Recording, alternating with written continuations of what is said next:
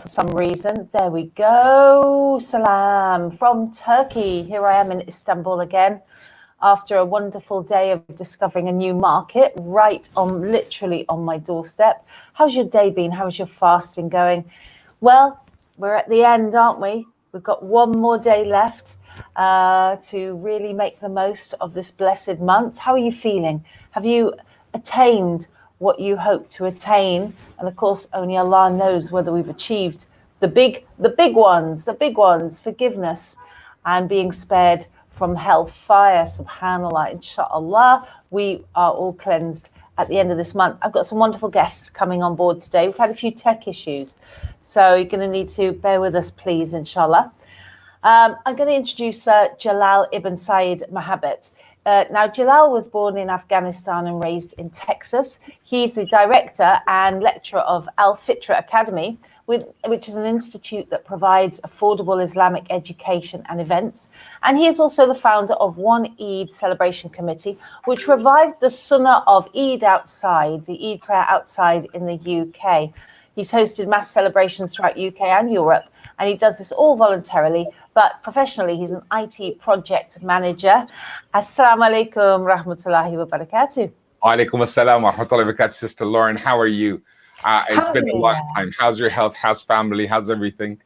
Barakallah feek. What lovely adab as always, brother. We're well, alhamdulillah. My husband's well, kids are well. How is your family? I hope you're all well. Alhamdulillah, I cannot complain. It's been a special journey this month, hasn't it? It's been very special this Ramadan for everyone globally, obviously.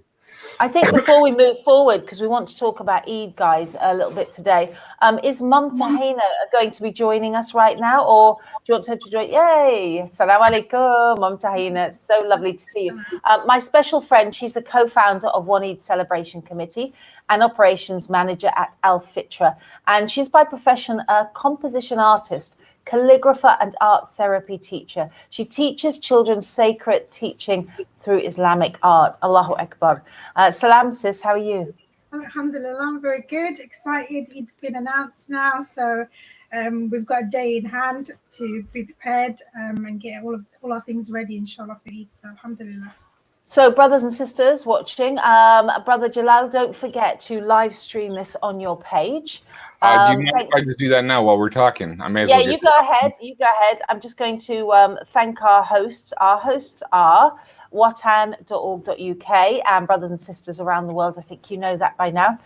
They are funders of Syrian refugees, giving hope in times of hardship, subhanAllah. And they are the chosen charity that I've chosen to support this Ramadan. And you've been helping, mashallah, tabarakallah. It really is all about you guys. And all of us trying to get these good deeds and seeking out the precious jewel of khushu and good intentions. I think those have been big ones for me this Ramadan, subhanAllah. So how about sharing the khair?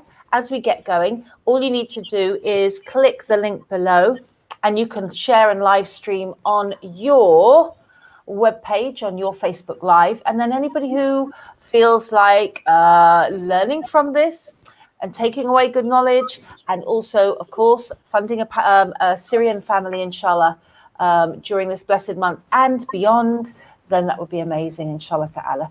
So, Brother Jalal, let's go forward. Okay. And Sister Mumtanayeh, I had a text today from a sister. I said, how are you doing? Now, she has multiple health issues. She lives in Manchester. She can't go out. She's shielding. And I said, how has your Ramadan been? What do you think she said? What did she say? Amazing. She said, this has been the best Ramadan ever. She said, I'm thinking of doing a bit of lockdown every year. I have heard that over and over again. What about you guys? Agree. Well, I'm gonna share something if you don't mind. I'm just gonna take over here this one little bit. This is my favorite bit, Sister Lauren, especially because for years now, I've always had a very strong opinion about how Muslims celebrate Ramadan or commemorate it. And I've had issues with how they've done it. There's certain things I thought, this is not comfortable. Or it didn't have to be this way. This is how it was meant to be. And this is how it always was in the day of the Prophet ﷺ. People were on lockdown. They were busy in their ibadah. They weren't busy socializing at the mosque or getting crowded into the masjid, etc. In fact, the first tarawih was someone walking by the Prophet's house, because he is attached to the mosque. His house was. So they heard him praying inside, sallallahu alaihi wasallam. When they heard him praying inside his own house, they stood outside and thought, I'm going to join outside. And this is where tarawih began. So after the Prophet ﷺ's life, it became a big thing in the mosques and more people. And now you'll notice the vast majority of Muslims, Ramadan is what will people say? I have to be there. Otherwise it'll be, I didn't go tarawih. They don't think I have to do my own ibadah. There's a lot of riyah involved. There's a lot of socializing involved. And it's all about cooking iftar for people. People are coming over. House must be clean, decorated. Women, majority of the time, are unfairly expected to do so much at home.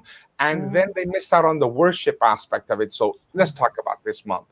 The whole world is just humbled. It's phenomenal. I'm sad about the people who are sick, of course. I pray Allah cured them, and those who passed away, condolences and heartfelt prayers for the believers, etc. But throughout the world, everyone has just come to a humble place, a level playing field of he's a human, I'm a human, and it's different, number one. Number two is the whole, it's just calmed everyone down to focus on ibadah.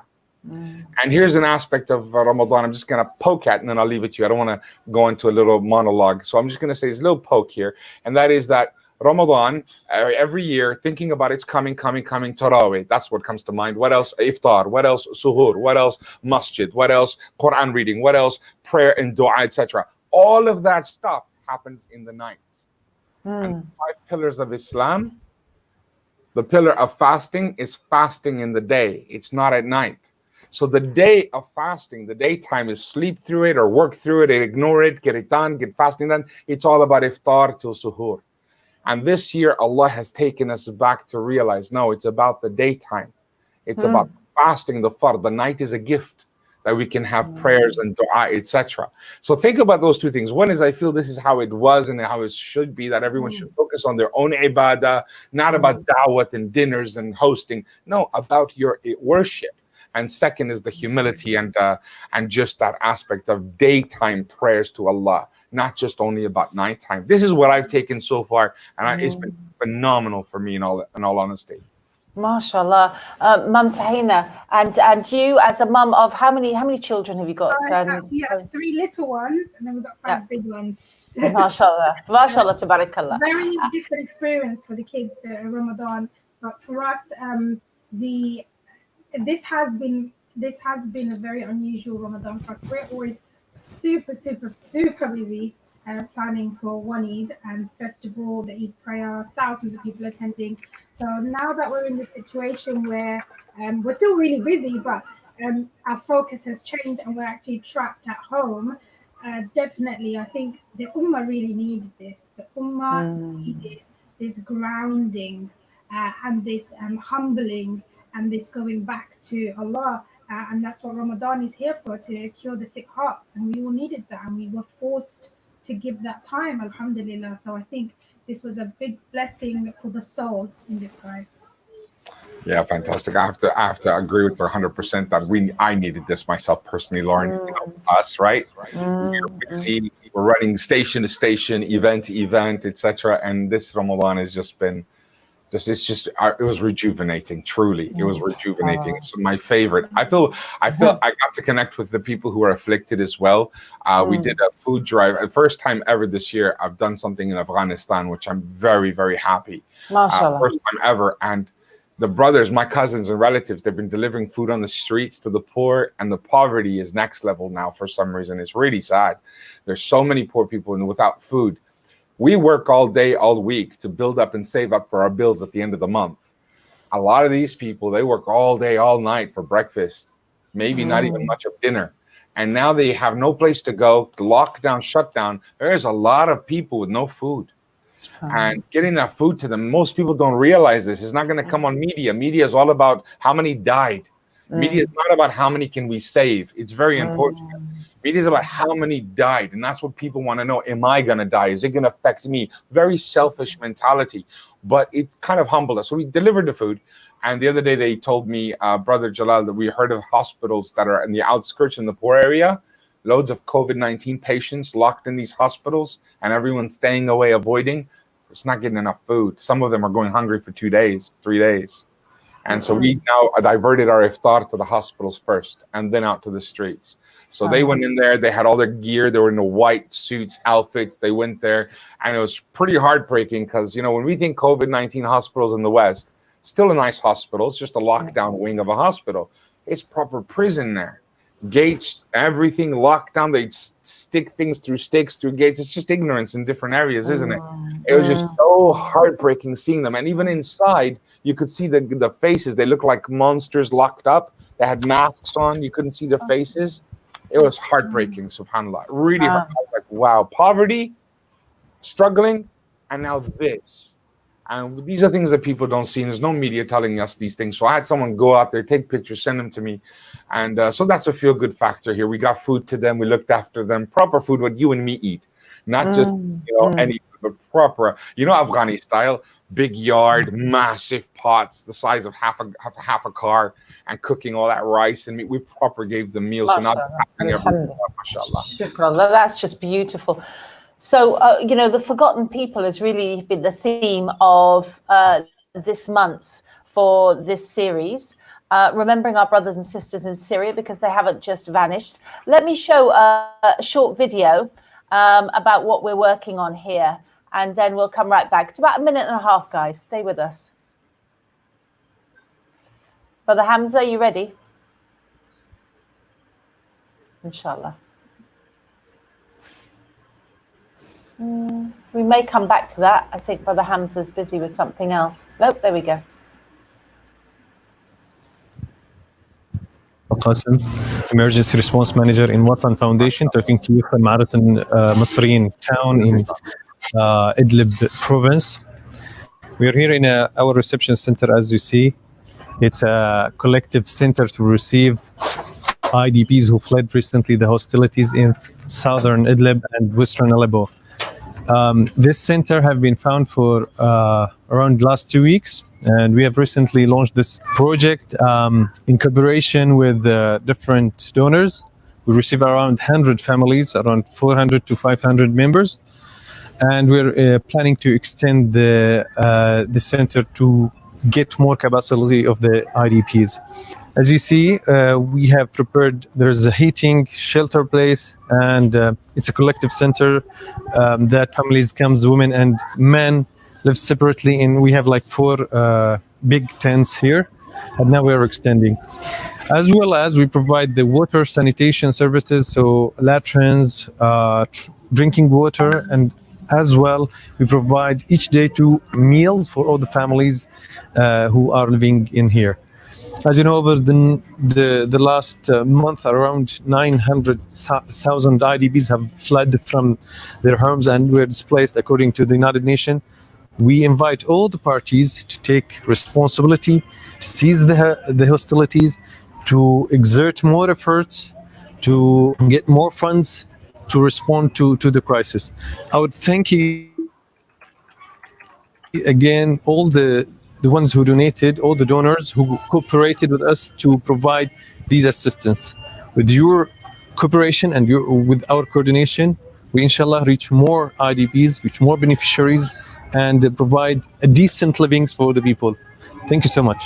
Mashallah. So a decent living for all the people is something that all my guests have joined me, my friends and colleagues from around the world. It's been such an honor to do this series, subhanAllah, live every night during Ramadan. Subhanallah, it really has been an exploration of different experiences of Ramadan, and all with the aim of doing that hair, of making sure that we give you the opportunity to donate, big or small, to this wonderful, wonderful charity, the work of which is looking after right now, specifically this project, 100 Syrian families. That's around 600 people, because they don't do small families. If you fled war, you might have fled with a parent, you might have fled with a grandparent, an aunt, and 3 or 4 children. That means your family unit, when you arrive at these camps, is around 6 people. So what I'm going to do, Brother Jalal, I'm going to take a few comments. If you look in the live comments, we've got amazing people joining us.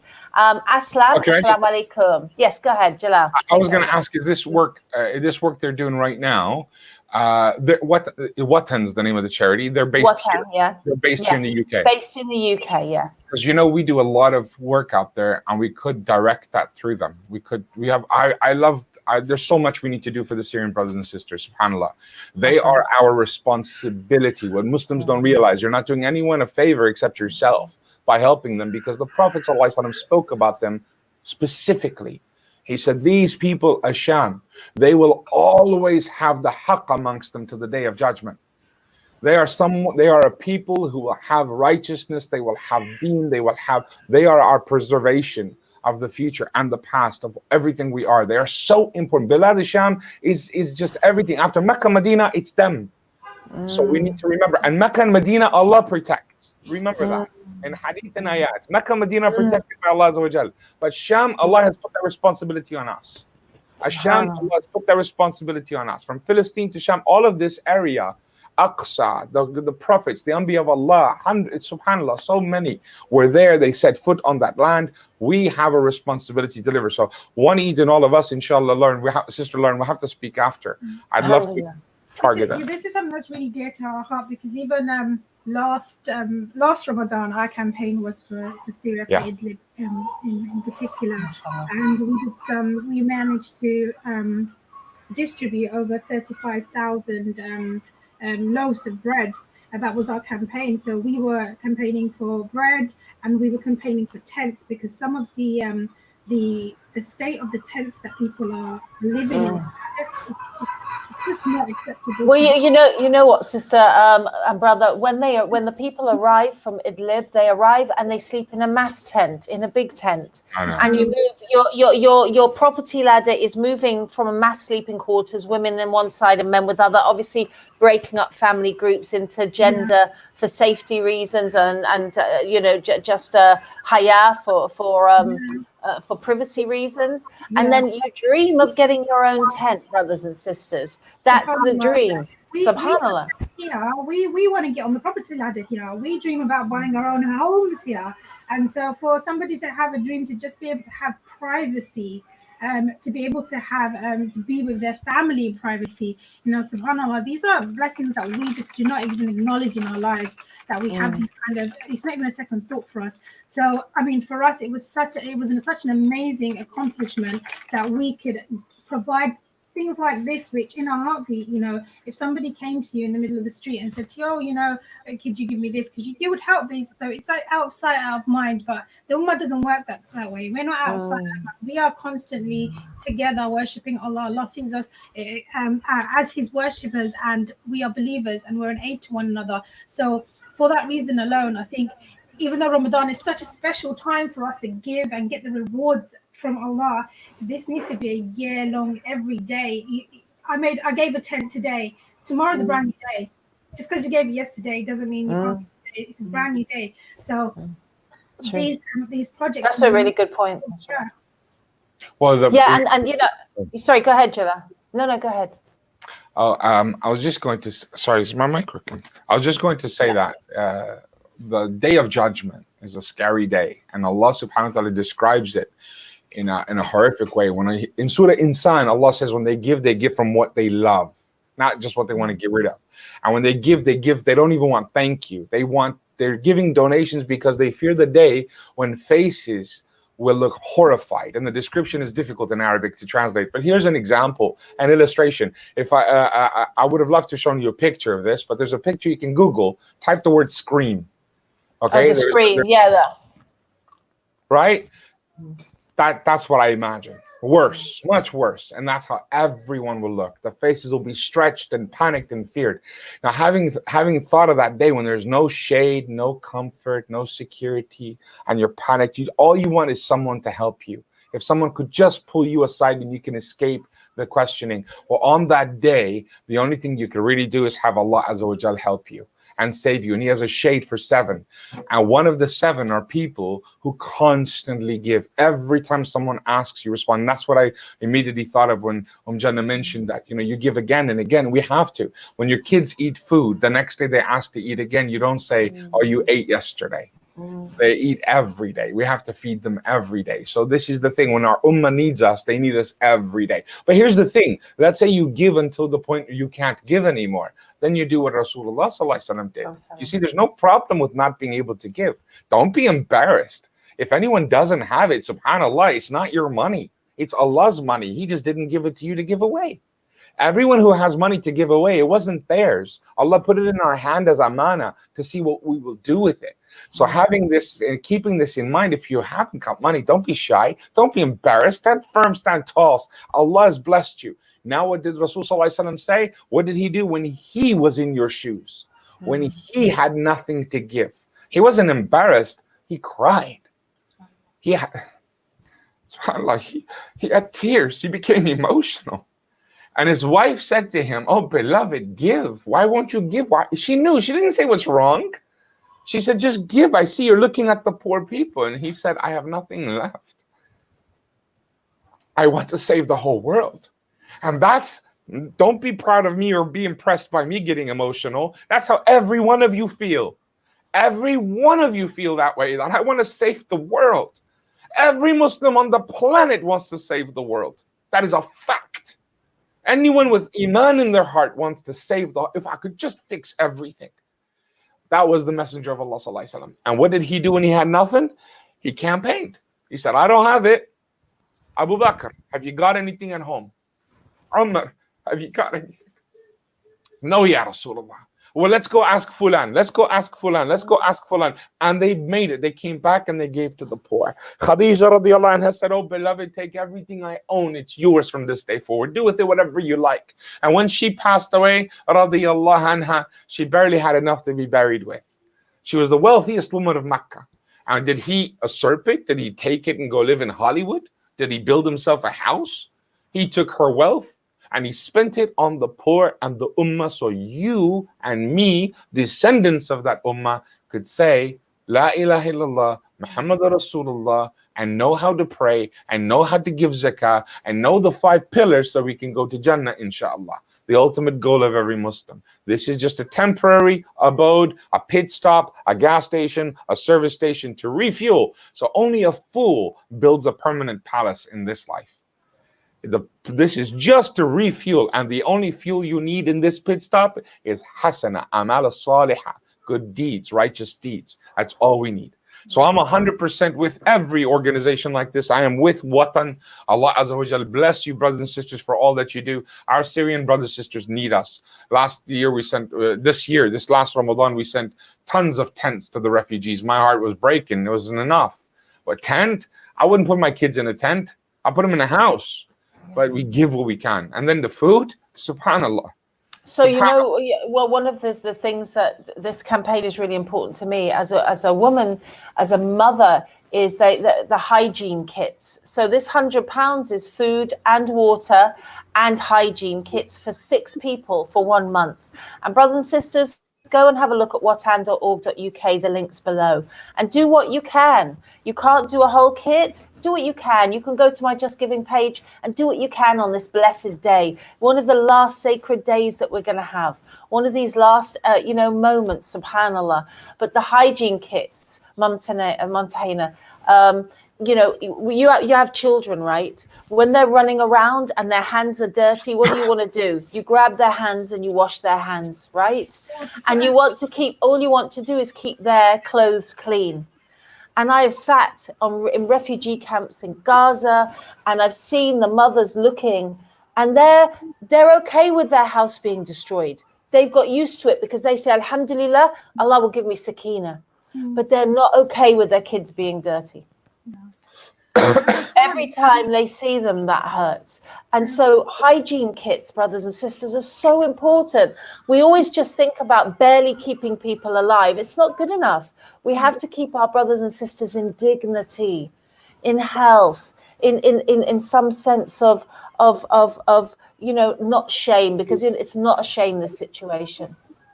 Yeah, I mean, given the current situation that we're in with Corona as well, I mean, we understand the importance of hygiene now. You know, we're Yeah. constantly washing our kids' hands And singing happy birthday. Happy birthday. No, say, I always said, don't sing happy birthday. We're Muslims. Say Bismillah ar-Rahman ar-Rahim, Alhamdulillahi Rabbil Alameen. It really frustrated me that we had Muslims saying, sing happy birthday twice. It's like, what? We don't have our own sayings suddenly, subhanAllah. May Allah Azza wa Jal reward you for your ghira of your Islam. You love your Islam. That's why you act that way. That's why you said, I can't believe they did that. You're right. And Muslims, we don't judge each other, but no, we should not be shy to show our frustration that, wait, we have the perfect lifestyle. We were washing our hands long before. 5 times a day, regularly making wudu, and as soon as we needed to use the bathroom, we have to make wudu all over again. That is the state of a believer. So the Quran and Sunnah give us this 1,500 years ago, and we should stay that way. So yes, absolutely, making dua, making dhikr, subhanallah, alhamdulillah, wa la ilaha illallah, wallahu akbar. I just want to touch on something you said earlier as well, and how it's not just about feeding people, just about keeping them alive, and that's something that's really important to us, because as a celebration committee, everyone's just like, oh, one Eid. Nobody really thinks that, you know, it's not a big deal, but we understand through the sunnah of the Prophet ﷺ that through Eid, he achieved so many things. And we've achieved so many things since the birth of one Eid. It's just opened so many avenues and doors. And one of them was that through doing one Eid, we will be able to have a platform to be able to bring awareness to the causes and what's going on in that ummah. And it's not just about feeding people just to keep them alive. It's about giving them dignity. It's about giving them happiness. It's about giving them some joy in their lives as well. So for us, through our campaigns and through the things that we were doing, we were then being able to facilitate Eid festivals for these people. We were able to give them toys and cakes, and like with the food banks that we're doing currently, because because we're in this situation with COVID, there's a lot of families there now that are going to have really bleak Eids. And so for us, we thought, you know what, I want my kids to have a wonderful Eid. I need to give the same as I would to myself. So we've had these amazing people baking cakes, beautiful, professionally baked cakes, donating cakes to us, donating things to us. And we've put together this beautiful little pack that we're going to go be dropping off to about 5 different food banks, so they can then give them to the families. And we haven't restricted it for just Muslim families. We're giving to non-Muslim families as well, because this is our dawah. Again, C1 is giving us that platform to make dawah by giving these presents to non-Muslims as well. So we got to give more. It can't just be about saving life. We've got to give it's about quality, the psychological damage that so many of these people are going through, the trauma they're going through, just to receive something nice beyond just a basic food packet. It just shows that we view them as human as well. And we view that they're worth something, that somebody thought about them, that somebody thought they deserved something more than just some bread, rice, and some oil and some tin chickpeas. So I think we need to widen our scope and really understand. I think it was you can correct me if I'm wrong. I think it was Umar radiallahu anhu who said that one of the foundations of Islam is to want for your brother what you want for yourself. That's a foundation of Islam, and we need to actually live by those words. It's not good enough saying, oh yeah, Rasulullah sallallahu alaihi wasallam said. You have to feel it, you have to act, you have to believe in that. And once you believe in that, then that's when you will do the actions of Umar and Abu Bakr radiallahu anhu, where you will take the shirt off your back and give it to someone else. And that's the level of iman that we need to get to as Muslims. That's our duty, to feel that I will take my own shirt off, I will take my own shoes off, I will give my own house. That's how the Sahaba behaved, and that's how we need to behave, inshallah. Allahu Akbar. I want to take some comments, and then I'm going to come right back because I want to ask Brother Jalal about what is Eid, and talk about Eid in lockdown and not having a negativity about it. Okay, so I'm going to run through some comments. And brothers and sisters, you know, just if you feel like you've made a donation and you want to give a thumbs up to encourage others, do that. If you want to keep it private, do that. Okay, just that's a suggestion. So it's nice for us to know how many families we're being sponsored during this show, inshallah ta'ala. So we've got Assalamu alaikum from Malaysia. Nice to see you. Malaysia's always here. We've got Tayyar. Salam, how are you, miss? Mashallah. Tayyar Simsek. That sounds like Turkish, so you might be around the corner. Nice to see you. I'm here in the Asia side of Istanbul, guys. It's very, very pleasant. Alhamdulillah, shukrullah. Arif, walaikum salam, rahmatullahi barakatuh. Nice to see you, Arif. And Ghazali, salam alaikum. Where are you? Guys, make sure you tell us where you are, won't you, so we can know. Hamza, 10 families, mashallah, tabarakallah. So we've had 10 families already. We wanted to hit 100 families in the last 10 days. 10 families tonight. That's really, really excellent. Allahu Akbar. Couple more comments and names. Rayhan, my heartiest thanks to Lauren Booth for hosting this program. It's been an absolute honor and a privilege and something I'd like to do going forward, I think, inshallah. But now it's time to think about Eid. I've always had a struggle with Eid. I think you guys know this. By the way, you know this program is all about me just meeting my friends on Skype, right? On you know that. So you're kind of just listening to my conversation. So you're all welcome. You're all welcome into my living room. But genuinely, Brother Jalal and Mum Tahina, they know some of the struggles that I've had. And Eid as a new revert, it took me a long time in fact, it's probably been about 2 or 3 years that I've really loved Eid. Before that, it was a time of pain, of loss, of confusion, of isolation. And I heard it described, and Eid really came alive for me, brothers and sisters, when I started hosting Eid for other converts. I thought, why are you sitting around feeling sorry for yourself? Astaghfirullah. This is ridiculous. Make Eid amazing for somebody else. And so we had like 15, 25 sisters around. We had a tent in the garden, and we made it a joyful time for those who, and it wasn't just converts, it was anybody who was on their own. You'd be surprised, Algerian sisters, single mums came along. So doing for other people is really, really important. Yeah. And subhanAllah, I heard Eid described beautifully as this. If you're feeling worried about being cut off this Eid, remember this. It is not Christmas. That's for me as a Christian. Remind yourself, it's not a pointless festival of binge eating. Don't make it that. It is a celebration of a completion of a fard. A fard ayn. We have done it. We wake up in that morning and Allah has cleansed us, bi'idhnillah ta'ala. He's accepted our fasting in that He's allowed us to wake up for Eid. Anything after that, guys, is a bonus. Jalal. I think that's so beautifully put. Yeah. That was so beautifully put. Eid is not we have a slogan. Eid is not just a festival. It's an act of worship. The malaika praise you. Allah Azza wa Jal rewards you. It's a day of jama'ah. It's a day of tashriq. It's a day of pleasure. This is Allah Azza wa Jal rewarding us for working hard. And working hard to do what? To build a castle for God? No. Working hard to do what? Make some money for the master? No. Working hard to make ourselves better human beings. More taqwa. لَعَلَّكُمْ تَتَّقُونَ. That is its purpose. So Eid is a day to do two things. One is to celebrate what you've achieved, and two is to share that celebration with everyone else. And you're right, Eid is not Christmas. I've been saying that for years because Muslims have treated it like a Christmas dinner. It's a time for families to get together. It's a time for families to meet at homes. No, it's not. No, it's not. This is something you've learned new. It's a time for you to come out and meet the bigger family. The Prophet ﷺ locked the mosque door. He ﷺ locked the house. He even said to people, come out, bring your children, bring the elders, bring the young girls, bring the old girls. Women who are even on their menses must attend. No one is excused. You cannot say she's ill. A woman said, I'm too poor. I don't have nice clothes. He said, go borrow them. No one is exempt. No one is excused. So when I launched this project with the team, the purpose was one, Islamophobia, September 11th. Things were going to change. I had to change my dawah. I had to change how I spoke to people. And I thought it's time to show people the millions of smiling faces instead of just one guy smiling. Let me show them millions by building a festival, changing how Muslims pray Eid. Now, this could be bid'ah. How could you change how Muslims pray Eid? It would be bid'ah. It would be. But the problem is the Prophet ﷺ prayed it exactly as we're doing it today. But what Muslims have been doing it for 100 years, that was a bid'ah.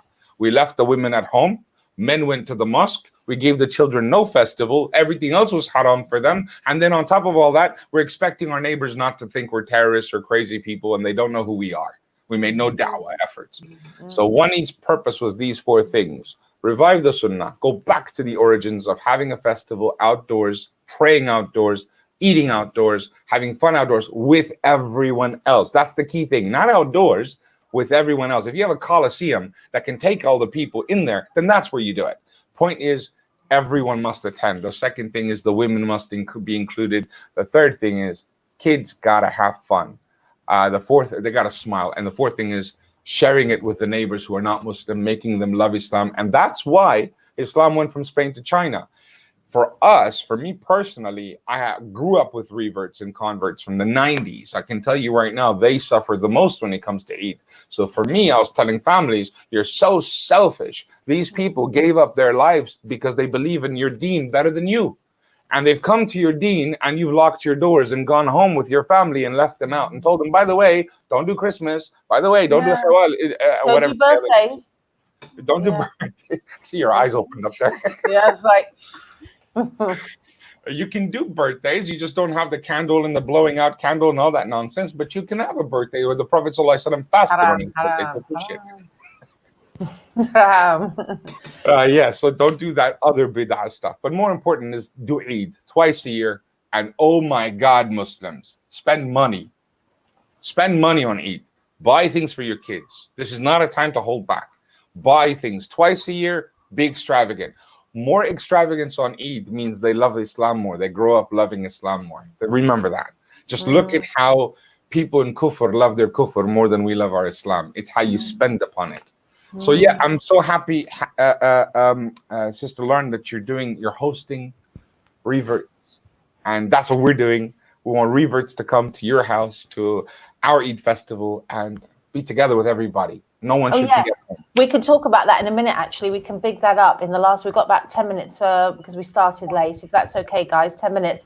I just wanted to say something I noticed recently was, so I've been Muslim only 10 years, so I've got a very small lifespan to kind of judge it on, but maybe you guys can tell me. I love the dhikr after Maghrib. Allahu Akbar, La ilaha illallah. It just really sings to your heart, doesn't it? You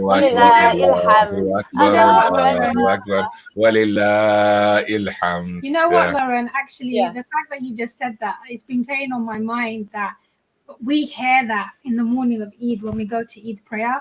And I absolutely, I'm going to really miss hearing thousands of people saying that in the morning. I actually feel emotional thinking about it right now because it's soul moving, and yeah, I love that as well. So we have to remember that, you know, this is a blessed day. Remember Allah, and make the most of doing. Do you know what? I've got an idea, guys. I've got an idea. Sorry, Mumtanayeh, Tahina. I love what you're saying. I just wanted to add to it, which is this: why don't all the Muslims go into their garden and make this beautiful dhikr? Allahu Akbar, because we're not saying Allahu Akbar. You know, if you say it in a sing song, it's a lullaby, yeah. And then we get, you know, we need a drone going around. And if you hear somebody 2 doors down, I mean, filming it, right, of everybody in their gardens going Allahu Akbar, La ilaha illallah. That's what I'd like to see. I know just the person to call for that. That's a great idea. I'm going to call him right now. I know someone who's going to arrange the drone, and he will get the word out to the neighborhoods, especially the areas with a lot of Muslims. Get them on the garden, because you do know this, Lauren. You know we're going to be with us. We have the full day festivities on Eid Day online in my garden. So in my garden, we've got we got so much stuff lined, and there's 7 houses from here: Australia, Germany, California, Texas, and a couple of houses in London. So there's quite a few places, and Saudi. So there's quite a few locations. We're all going to be taking turns going live. You're going to see all the different things, what we've got planned for you, and you're going to see the decorations. So right now, it's a race. There's a sister whose video I saw in California, I think it was, last year, Ramadan. There was no lockdown, and she fixed her house up. It was incredible. So anyways, let's do that. But what I was going to tell you was that yesterday, I was on live with Sheikh Salim Al-Amri from Abu Dhabi, and we had this program, and weird noise outside. You know that truck that comes around to pick up iron and they ring a bell? Yeah. Okay, Yeah. that noise, ding, ding, ding, ding, ding. I thought, okay, go on. It didn't go away for 5 minutes, 6 minutes. I was like, what's going on? Then I hear, I was like, what's that? So I'm live on air and I can hear that outside, and people are waving at me way down the street because my blinds are open for light so they can see me here, and the lights are on so they can see me. So they're waving at me. I was like, this is weird. And then as I'm getting up, I pick up my phone and there's a massive text going out about some fatwa about not clapping hands in parties and stuff like that. It's from Jahiliyyah, etc. And then at the same time, Sheikh Salim mentions about clapping the hands. And I thought that was just weird. That's just so weird. There's people outside clapping, waving at me. There's a text message talking about clapping. I've got it. I know what we should do, guys. I know what we should do. You know, clap for the NHS. That's what it was. Why don't we on Eid day make takbir for Allah Ta'ala? You know, and we get everybody out between 8 and 9 a.m. on their doorstep, UK-wide. Do you know how much fear you just put in me? You've scared the daylights out of me. Why? Well, I mean, I can make a racist comment as a joke. Probably not. It's being Muslim, you know, you're in the same boat now. You're in this skin color now. It's different. For us to make takbir, we're gonna have MI5. No, Allah. Yeah. What's going on? They're attacking. Yeah, you're right. But we don't know. But it's good for people. But I'm doing it. I'm laughing and smiling. Laughing and smiling, and it's a Muslims' day of celebration. Why are they doing this? Oh my gosh, they've been in lockdown. They're obeying the lockdown. They're not doing their meeting, but they're celebrating on their doorsteps the way that you do, that we all did for the NHS. So you know what I mean? Allahu Akbar, la ilaha illallah, and then people coming out and you wave and you can. Oh, come on, guys. I'm in. I'll launch it with you. Let's both launch it. I'm in. All right. We'll come back on live later tonight if you got a few minutes to announce it properly. But my only concern is me and you will be the only people outside. Muslims are quite shy, but let's do it. Let's do it. I like it. Because this is sunnah. The Sahaba said we would walk by the streets, we could hear the women inside their houses. So they were so loud, they could hear them outside. Well, I think that's a fantastic idea, mashallah. And we got lots planned for that day on Eid Day. We're going to be online the whole day with yourself as well. Yes. And inshallah, this will be added to. So when are we doing it? We can start in the morning of Eid. Yeah. The Eid Salah. You know, I have a video out that shows illustrated way of how to pray Eid at home. Everyone. So I'm handing over to you guys now for the next 10 minutes. Talk to everybody who's on this webinar, this Facebook Live, about Eid Day. What are the plans? What can they do? How to make it amazing? I'm sitting back now. Over to you. Okay. All right, inshallah. So first and foremost, I've got a video link. We might play a clip of it if possible. Otherwise, we'll just give you the link and you guys can watch it online. There's this YouTube video that's going viral about me showing how to do Eid Salah at home. So there's a few things everyone needs to know. Every year, men go praying in the mosque, women at home. You say, no, that's not true. You're right, it's not true. We changed it. That was us. That's what one Eid did. But it used to be that way. Now everyone prays Eid as it should have been, inshallah, many places. But what do you do when you show up to the park? You park your car, you get into your Eid prayer, you get to the imam, and as soon as you walk into the crowd, the imam says, Assalamu alaikum wa rahmatullah, Assalamu alaikum, and you missed it. You're like, I rushed, and you missed it. What do? Majority people turn around and go or play or whatever, and they think they missed it, it's over.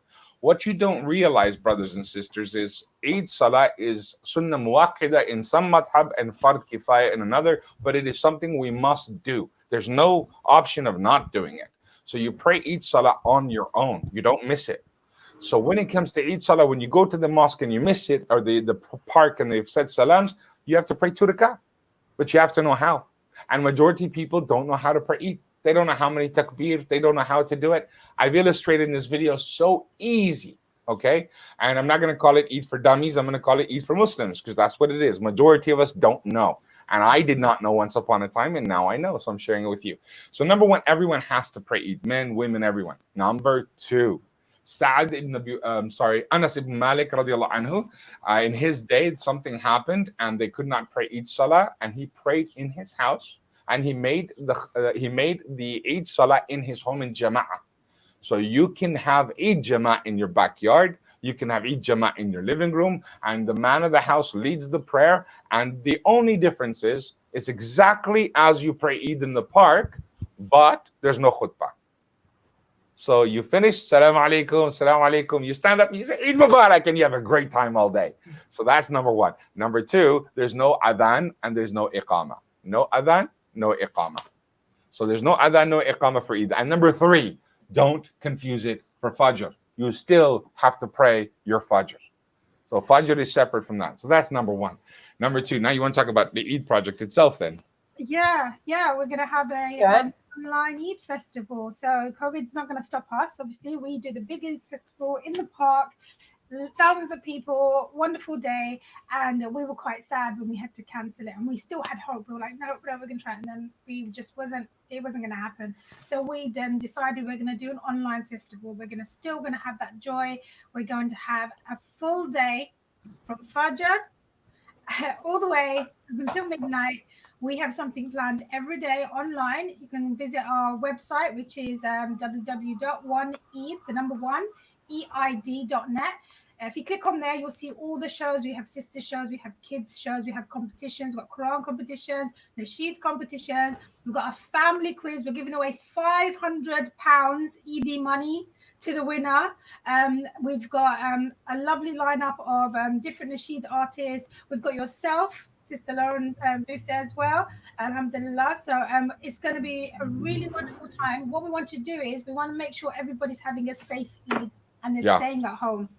We don't want to be going out. We don't want to be having mass gatherings. We don't want to do anything in this situation currently that we're in. So what we're trying to do is through this online festival, we're going to encourage people to stay home, enjoy your Eid at home, have fun with your family, watch us online, participate. All the shows are going to be very interactive, lots to gain, really beneficial, everything for somebody. And just so that we can feel together, united, and we can communicate with each other. People can call in. We just want to feel that connection and that feeling of being an ummah. And we've got technology now, so we've got no excuse. So inshallah, we just want to really encourage people, stay safe at home and do your Eid at home. Don't go out, don't risk it. I know it's Eid day. It's very heartbreaking for us as well. We can't see our family, but we have to protect. The ummah has to protect itself, and we have to live by the rules as well. And we shouldn't defy them just because it's the day of Eid. MashaAllah. That's a great message. Of your Ramadan, where you're worshipping Allah. This is an act of worship as well, but we shouldn't be doing anything that will be harmful to others. So yes, we want everybody to tune in and join us and participate as well in the competitions for the kids, and also the big family quiz that we're doing. Participate. We're feeling quite generous. It's coming out of Jalal's pockets. we just want to make it everybody have a wonderful time and just remember Allah on a really special day. So we're hoping that everybody who's watching do join in all around the world. Just click on our website and you can watch. And a big thank you to everyone as well. There's a lot of support. Brother Arfan, Qari Arfan from Bayt al-Ilm in East London. Brother Arshad from Serving Humanity in East London as well. The sisters from Luton, 118 from Luton, they helped a lot with cakes and cupcakes that we're going to deliver. That really hurt my feelings when I found out that there's a lot of families. First of all, there's poor families right here in town, but then there's a lot of people that are actually lost jobs or not able to survive the situation. So they are all struggling. So we wanted to make sure they had the same Eid we did. As the Prophet ﷺ said, it's actually the messenger's hadith, but Umar iterated it's the foundation of your deen. But as the hadith of the Prophet ﷺ, he said, he is not a believer who does not want for his brother what he wants for himself. So this is really important. And I thought, give them, you can't come to the park, we'll bring the food to you. We'll bring you the food, we'll bring you the sweets. We make proper mashallah fruit, fresh fruit, apples, oranges, grapes, and whatever else. And then cupcakes, mitai, the nirala mitai, because I know Asians love their mitai. You're literally making me hungry right now. You're just listing everything that I want to eat. So this is. I will mention this big, massive Eid Mubarak cake. There's a big 10-inch. No, don't. I mean, we just think, this isn't for us, but we're walking around delivering it, carrying it to the people. So, inshallah, may Allah accept it for us. Do you know what? May Allah enable us all to do more.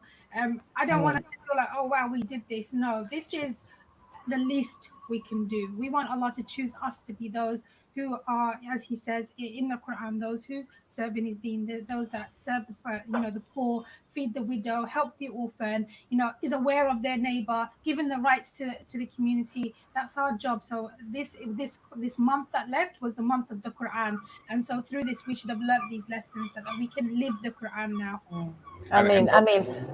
Well, one final, farewell to everybody, because we're going to leave now. I'm about to break my fast by the grace of Allah. Day 30, then I'm in it. And may Allah Ta'ala bless you guys. Just a reminder about, do help the Syrian refugees. This whole, month of shows has been about that. Do get in touch with One Eid. You can make your donations below. Don't forget about our brothers and sisters in Syria. A final motivational word from you, please, Brother Jalal, on the food packs that we're sending out, inshallah. I can't stress enough that being a war child myself, I grew up in a horrible situation with the Soviet invasion and then other things, etc. Anyways, point is, I can tell you, seeing things that they go through, giving food is just subhanallah. It's just such a small bit of action. We should not feel like we did them a favor, because when they receive that food and they take that bite and they say that Bismillah and they think about who sent it to them, that is worth 100 gazillion times more to us than what we spend on that food and what we send to them. So brothers and sisters, you're saving your own skin from the fire. They are witnesses for us or against us. It's as simple as that. And this is and we're in a land of opportunity. SubhanAllah. You're in a place where the only difference between us and them is that we have this opportunity, they have that opportunity. So when the brothers go out to see them and they deliver the aid, they say, SubhanAllah, we make dua for you, etc. They say, you know what? You're tested more than we are. That's the kind of comments we got. You're tested more than we are. Our test is just hunger. You suffer, you handle it. You guys are in a state of dunya, which is much harder. There's a really cool story about the king who had everything, and he wakes up in the morning complaining, give me, and they bring breakfast. Oh, too hot, too cold. I don't want this. I don't want that.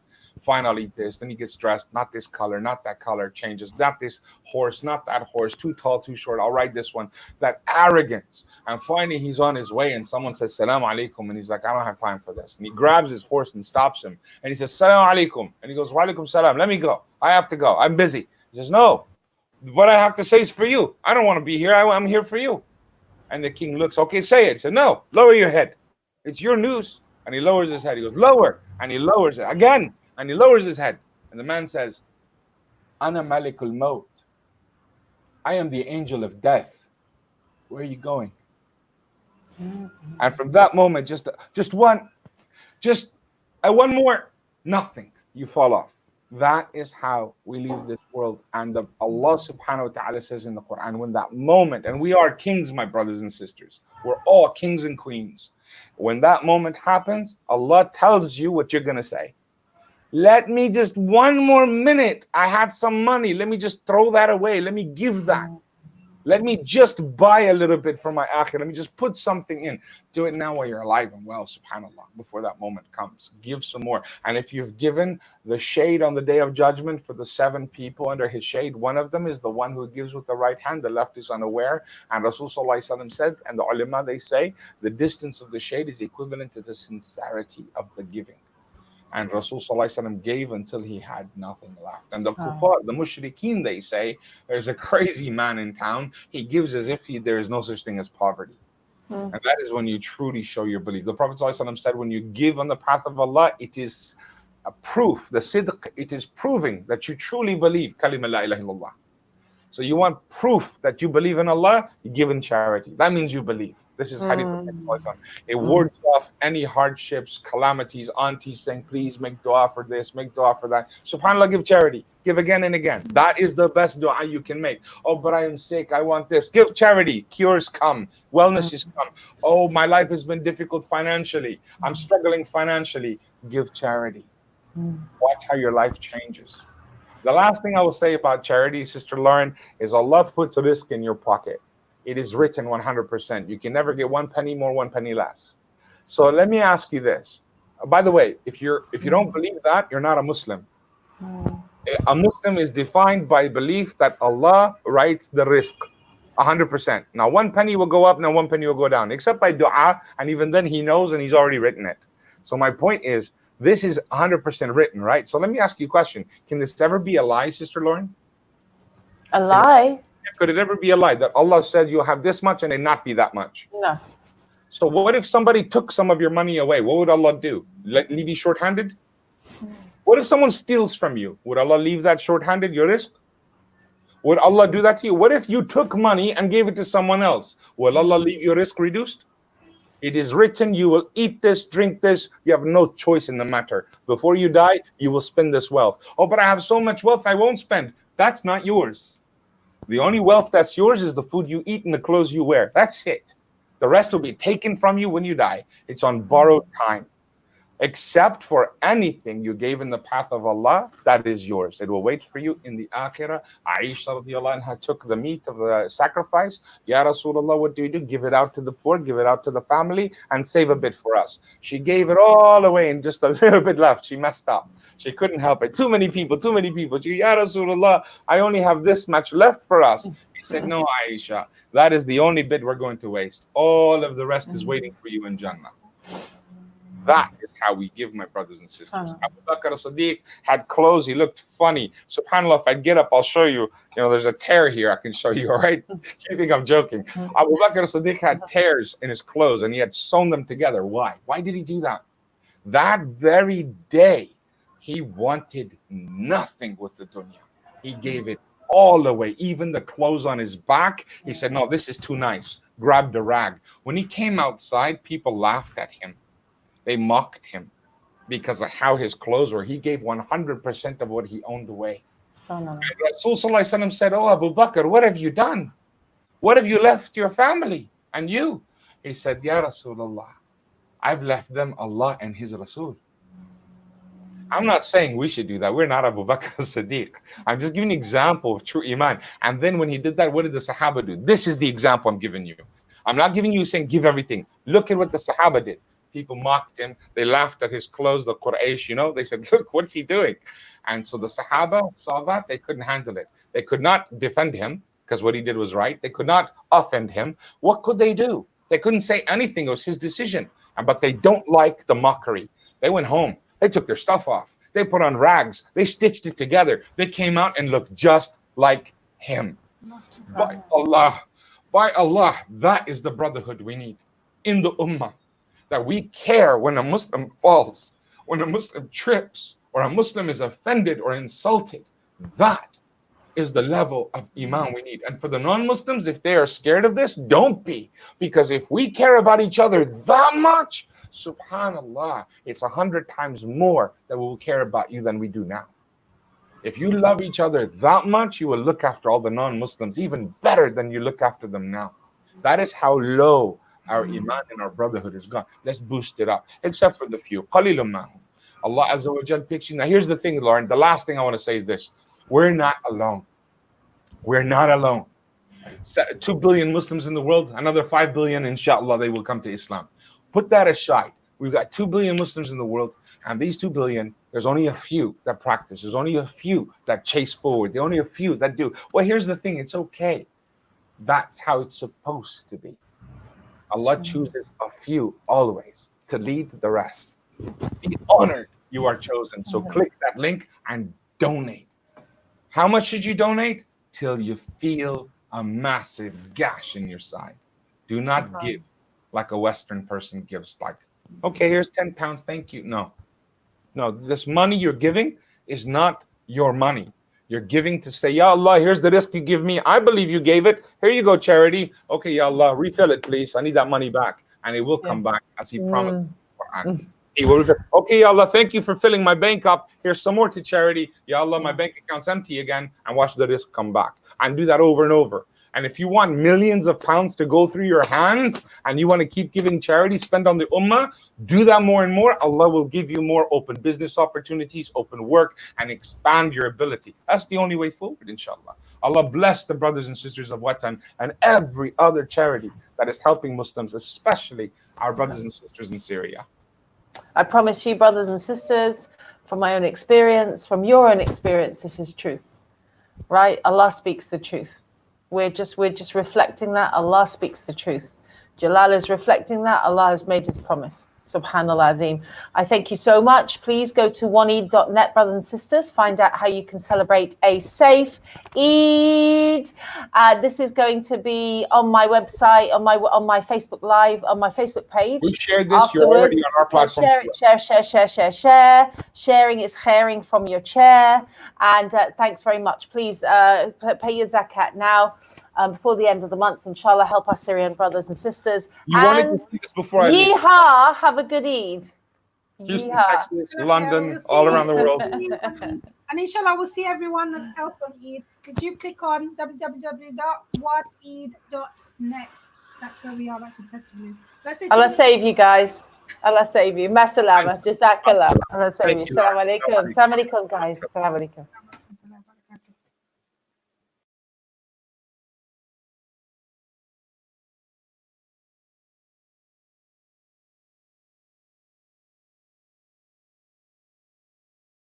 Syria.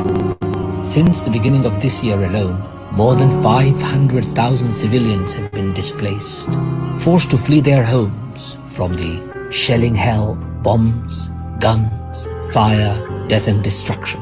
You might say, it's too far for me, or there is nothing I can do. But they are your brothers and sisters in humanity. Together, you can do something to save more lives. Please donate right now.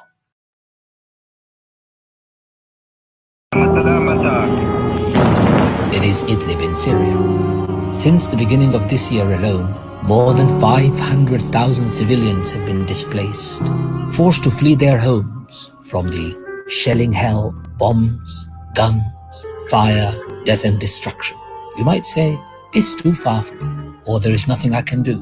But they are your brothers and sisters in humanity. Together, you can do something to save more lives. Please donate right now.